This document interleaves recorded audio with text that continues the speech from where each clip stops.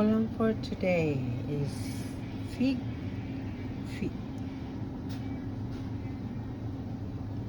tofu with bok choy, spare ribs barbecue,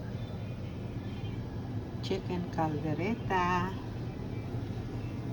pinakbet, pinupuan, fried pampano, nilagang baboy,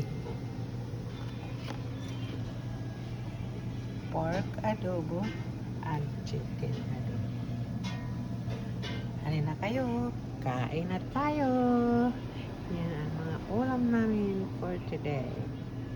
Halina kayo, and thank you for watching. See you in my next video. God bless, and NCC.